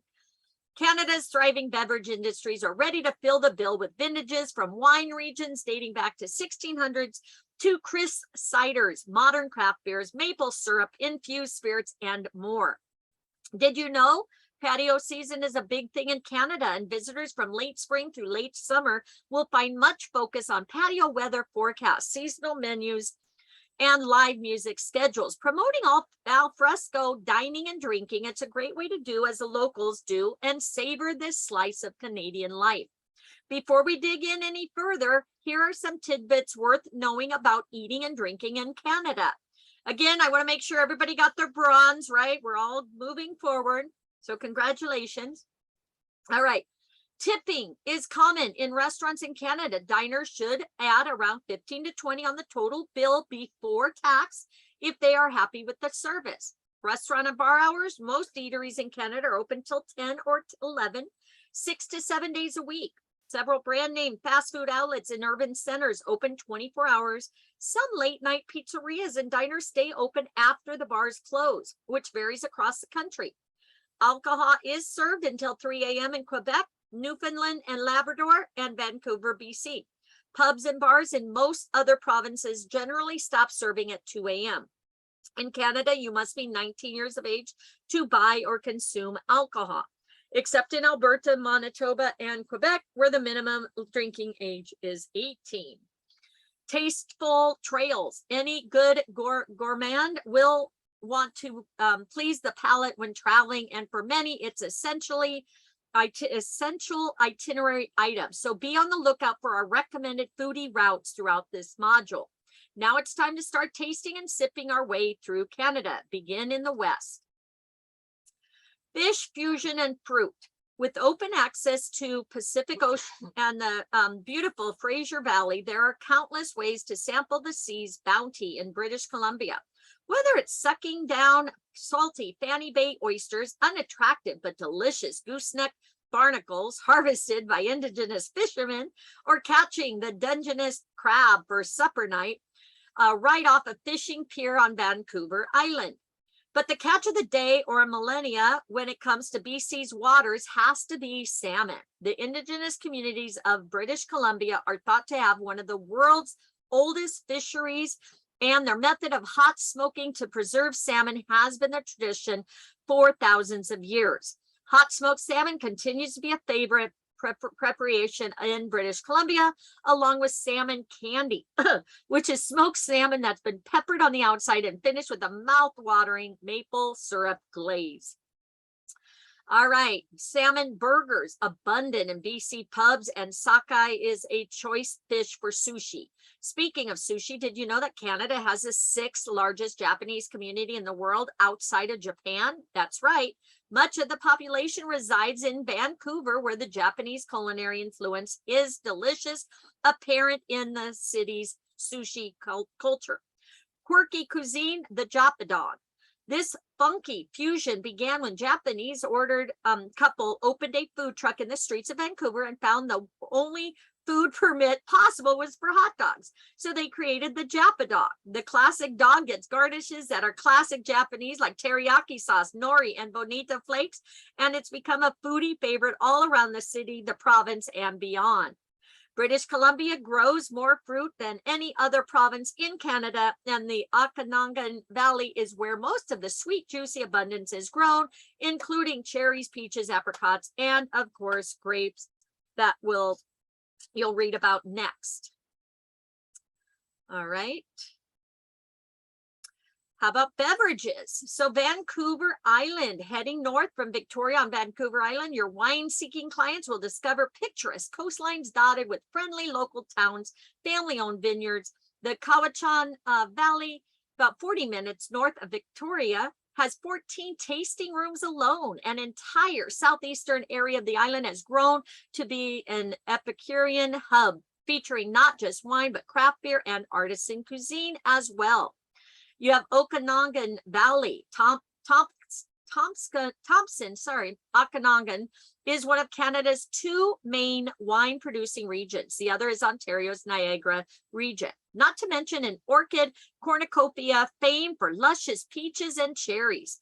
With over 120 vineyards, the area is known as the northernmost wine region in the world, producing cool climate wine varietals like Pinot Gris, Riesling, and Pinot Noir.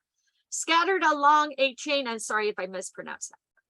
Scattered along a chain of scenic lakes, clients will find the perfect pairing of vineyards and beaches, making it an ideal summer getaway. If wine isn't enough, this region's also becoming well known for ciders too, with apples being another popular crop grown in the valley.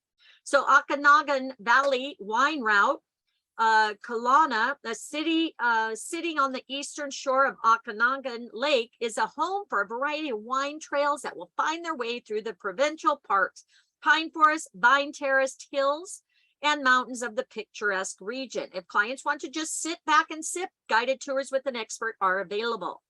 Similkameen, named one of the world's 5 best wine regions you've never heard of by Air Canada's In-Flight magazine. The Similkameen area is finally making a name for itself. Having grown fruit for many years in this dry, hot valley, the region has just recently started enjoying more established vineyards among its mountainous backdrop. Even better, most growers in the area focus on organic farming, meaning the wine will taste as good as it is for the environment. And then craft brews. Victoria is not only the capital of the province, it's also BC's craft beer capital and home to Canada's very first microbrewery. Horseshoe Bay Brewery, established in 1982, visitors can tap into the craft craze all through the province too. By following the BCAL Trail, over 200 breweries are waiting to be discovered along the tempting trail that includes both urban and countryside pit stops. What city in British Columbia is known as the province's craft beer capital, home to Canada's very first microbrewery? Victoria. Victoria, great work. That is correct. All right, bison, bees, berries, and beyond. East of British Columbia lies the bison and beef mecca of Alberta, but visitors certainly don't need to be carnivores to enjoy the fruits of this province. Bison, indigenous to Alberta. In fact, research has shown that the animal has roamed Alberta for at least 120,000 years. So just think of the number of people who have been fed from these herds. Depending on the cut, bison can have half the fat and twice the iron as beef. Clients will find bison tenderloin, short ribs, and burgers on Alberta menus, and even see it substituted for beef in classics like a slowly braised French bourguignon. Okay, then you have beef, over 5 million head of cattle in Alberta. The province has more cattle than people. They do well on our rich grasslands, and whether grass-fed or augmented with Alberta's famous barley, beef here is renowned for its rich marbled flavor. Calgary is the best place to try fresh beef tartare or carpaccio, and other provincial favorites include Korean short ribs and ginger fried beef, a widely popular dish that was invented and perfected in the province. You have honey. Alberta is the 5th largest honey producing region in the world, with 1,400 beekeepers managing over 300,000 colonies. That results in nearly 40 million pounds of honey each year, or half of Canada's production. Not only does Alberta produce a lot of honey, but they also produce a creamy white decadent nectar of the gods. Alberta honey makes great souvenir for your clients to bring home. Just make sure they buy local brands clearly labeled as Alberta made.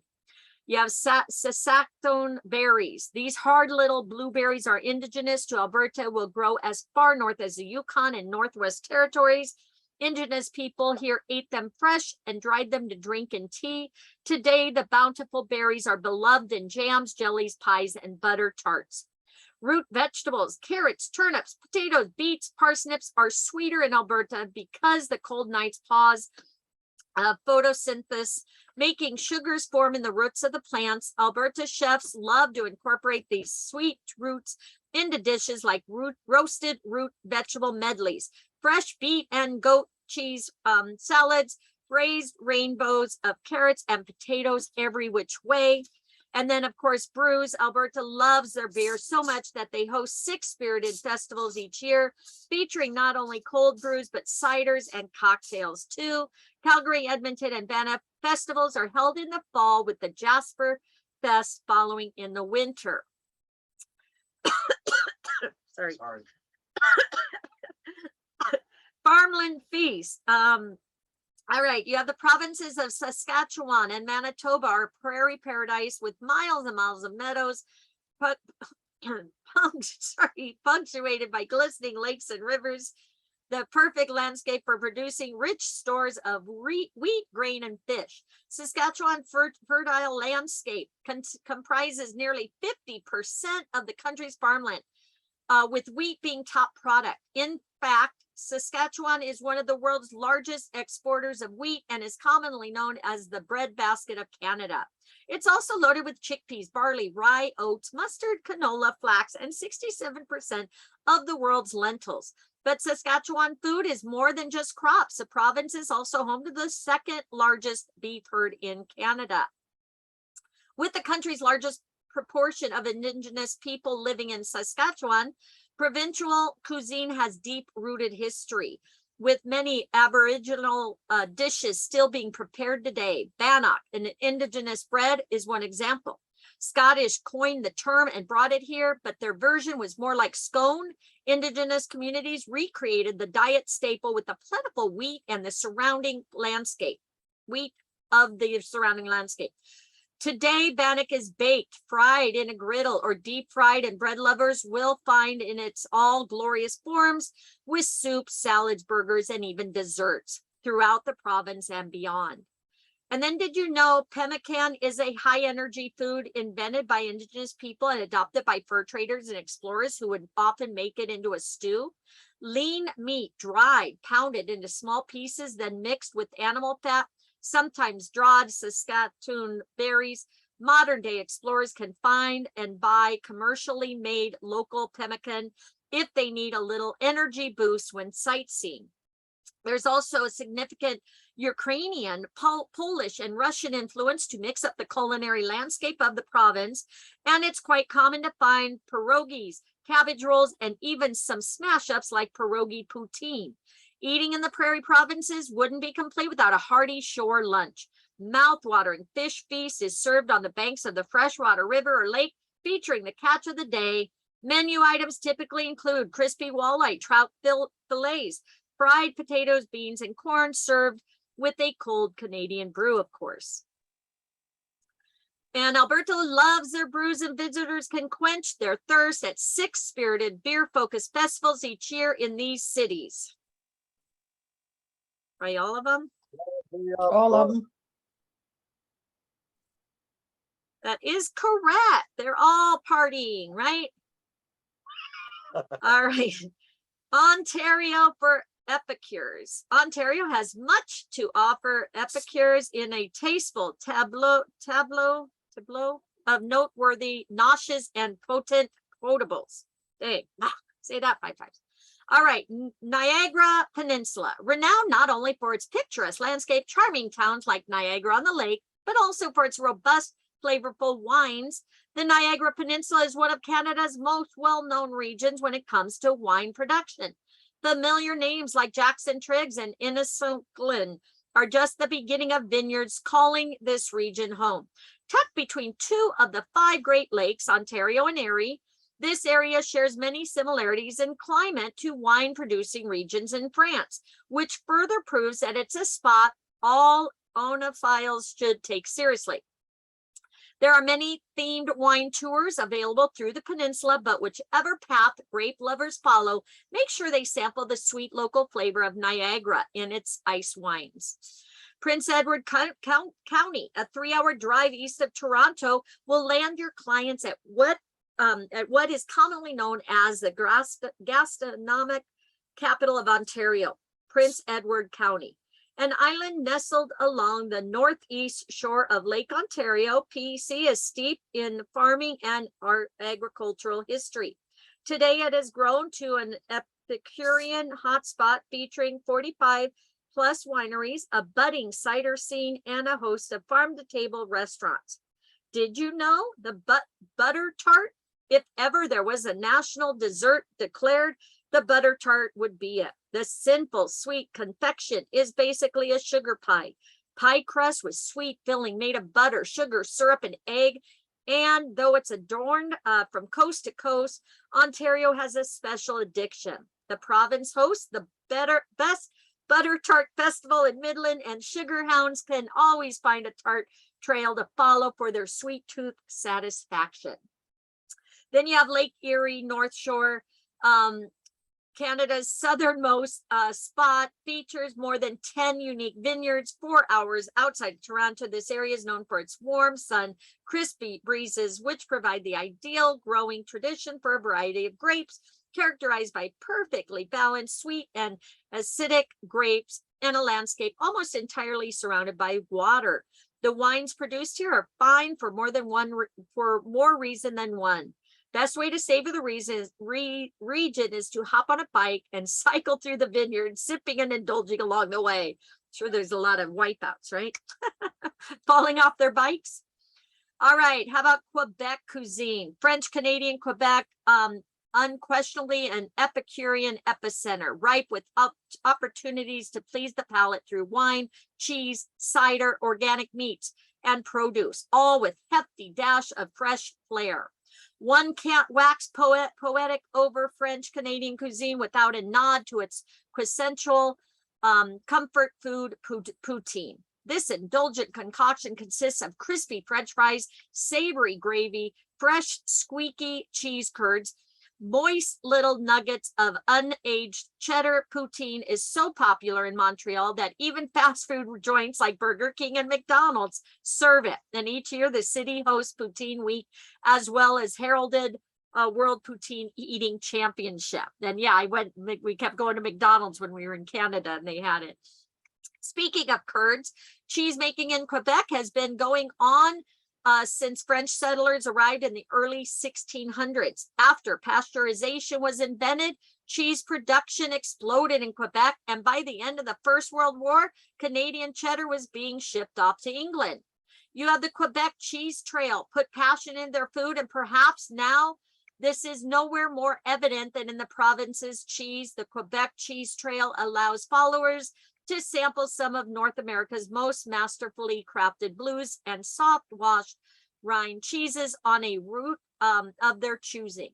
There are at least 300 kinds to taste from, including raw cow, goat, and sheep milks varietals that rival France's best. Pair these daily delights with the trails, gentle rolling hills dotted with quaint farmsteads and orchids, and you have a winner. All right, classic poutine. Has everybody tried poutine? It's delicious. All right, cider and syrup. The cider route takes visitors to the very heart of the Montérégie region, which sit opposite Montreal across the St. Lawrence River, meeting people who are masters in the art of processing apples into cider. Route followers will discover both flat and sparkling ciders, sparkling wines, and ice cider, as well as aperitif ciders, mistels, and apple spirits. For a distinctly Canadian twist, set their sights on apple liqueurs, a locally produced blend of maple syrup and Canadian whiskey. Eastern Townships. Quebec's Eastern Townships offer a gourmand getaway to sample some of the best food in Canada. 2-hour drive east of Montreal, this fertile region bordering Vermont, New Hampshire, and Maine produces more than 60% of the province's wine.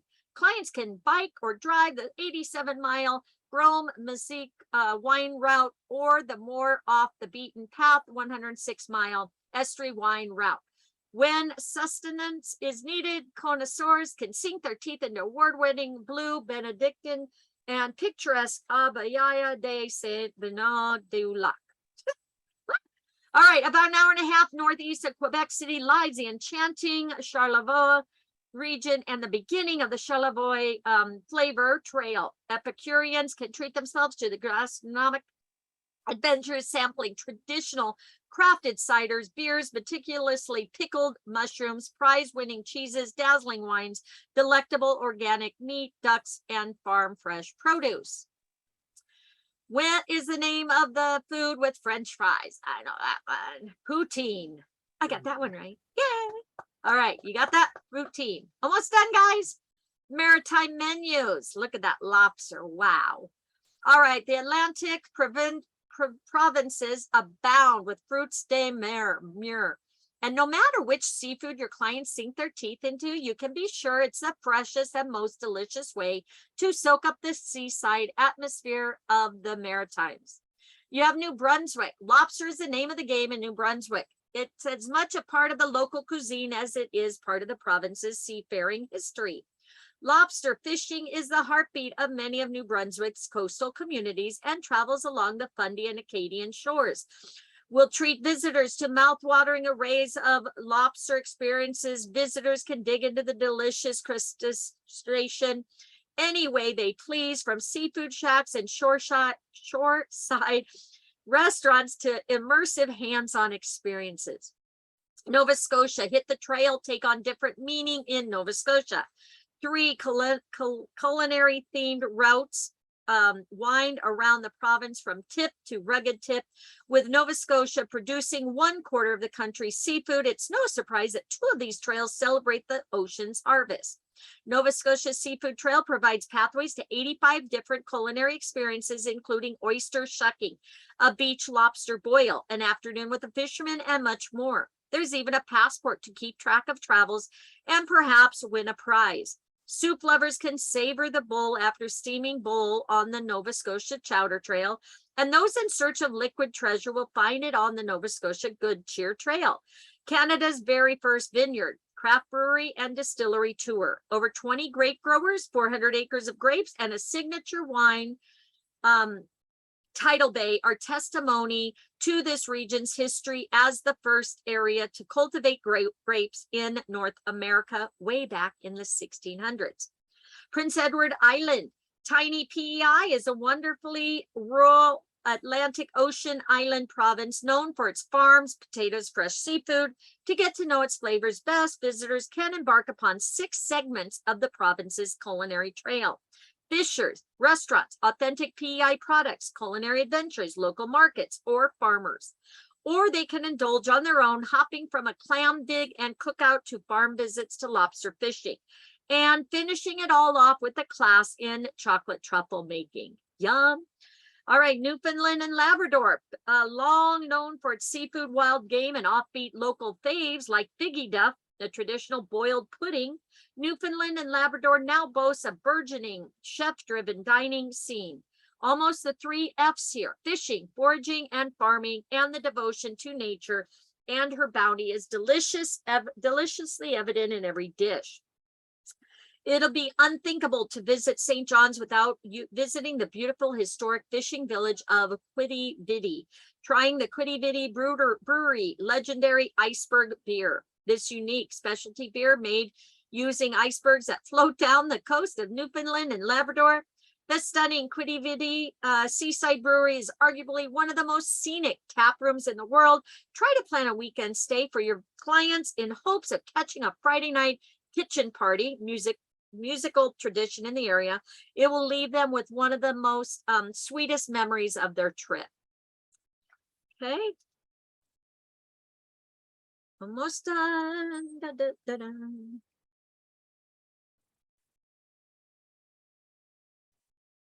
All right. Next. Okay, is anybody else holding up? There it goes. Ah, did I just lose you guys? You guys still there? He's still here. Okay, cool. We're We're here. still here. All right, there we go. All right, how about the Northern Delights? Send your clients up north and they'll find many hidden tasty treasures. An up-and-coming culinary hotspot, the Yukon Territory serves up Caribbean-style dishes like lime basil tiger prawns, curry chicken stew, wild game meatballs, crusted elk tenderloin, and cold smoked salmon, to name a few. And hungry visitors can always find a big juicy steak wherever they may roam. For a uniquely Northern Epicurean experience, you can book clients on a Yukon whiskey wine weekend tour. Check that out, guys. In Whitehorse, guests will join host Carson Schiffkorn of Inn on the Lake, Boreal Mastermind Chef Mish Jeunesse, and many others to celebrate the bounty of the Great North while sipping and savoring some of Canada's best whiskeys and wines. This weekend getaway offers an extraordinary culinary adventure highlighted by dog sled rides, dining on frozen lakes, and if Mother Nature cooperates, sipping whiskey under a sky streamed with the rainbow hues of the Northern Lights. On the opposite side of the country in Nunavut, visitors can reward themselves with a cold brew from Canada's northernmost brewery and brew pub. The Nunavut Brewing Company on Baffin Island at New Brew, as the locals call it, beers are crafted using the pristine water from the adjacent Sylvia Grinnell Territory Park, as well as a sustainable carbonation process, which reuses the carbon dioxide produced during fermentation.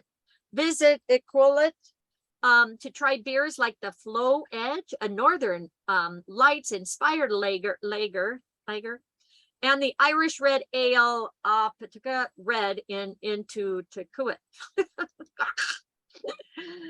All right, how about festivals for foodies? All right, foodies love a good feast. Canada delivers with a tasty array of ways to celebrate gastronomic delights from coast to coast. You have British Columbia, Dine Out Vancouver in January and February. Canada's largest restaurant festival is a favorite for foodies far and wide. Tens of thousands of hungry diners visit over 200 participating restaurants featuring Prix Fix menus at this annual event. Special culinary sessions, demonstrations, tastings are also part of the delectable fun. Whistler's Cornucopia. Fresh ideas, inspiration, plentiful at educational drink seminars, chef demonstrations, signature events, delicious winery dinners. That's in November. In Manitoba, the Festival des Voyageurs, known as the world's largest kitchen party. This shindig celebrates a fur trader with delectable French Canadian munchies like maple taffy, made with hot maple syrup and snow and caribou, a traditional drink of red wine mixed with homemade whiskey. P.S. There's also a beard growing contest as part of the wintry fun. How about New Brunswick? Shediac Lobster Festival in June, dubbed the lobster capital of the world. Natural host for the Shediac Lobster Festival, where an 85-foot-long lobster roll is the star of the show. Live music, events, parades, and treasure hunts also draw visitors to the summertime seafood fest. And then Prince Edward Island Fall Flavor Festival, September through October, incredible culinary celebration showcasing the taste, the people, and the places that make Canada's food island a must-visit destination for foodies.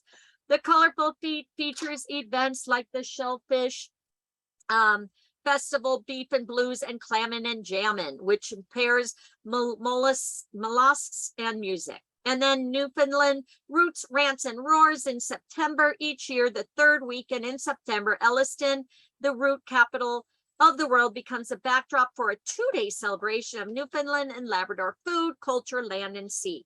Visitors can enjoy delicacies served in gourmet food stations as they hike the coastal trails of historic Elliston. All right. Dubbed the lobster capital of the world, Shediac is annual lobster festival, 85-foot lobster roll, live music, parades is found in what Atlantic province? New Brunswick. New Brunswick. New Brunswick. That is correct. Very good. And one more, Epicuriosities. As a sweet treat to cap off this module, we offer a card of assorted curiosities about Canada's culinary creations. You have the California roll. That's right. The classic sushi favorite was not invented in California, but it has its origins in Vancouver during the second wave of Japanese immigration that began in 1960s. In 1971, 22-year-old Hidasu Tojo finished up residency at a sushi bar in Japan and moved to Vancouver to open his own establishment. But he soon discovered that Canadians not only worried about eating raw fish, they were scared of seaweed. Tojo's solution was to turn the maki inside out by hiding the seaweed underneath a layer of rice, and he swapped out the raw fish for cooked crab. Tojo named the roll as a nod to the droves of patrons from Los Angeles who came to eat it, as well as California being the home state of the avocado. Did you guys know that? I didn't. How about Hawaiian pizza? You guessed it, another American food misattributed to our neighbors south of the border. The ham and pineapple pizza was actually invented in a diner in Chatham, Ontario in 1962 by an immigrant and not an Italian. 20-year-old Sam Panopoulos immigrated to Canada from Greece in 1954, and a lucky pit stop in Naples along the way had him taste pizza for the first time.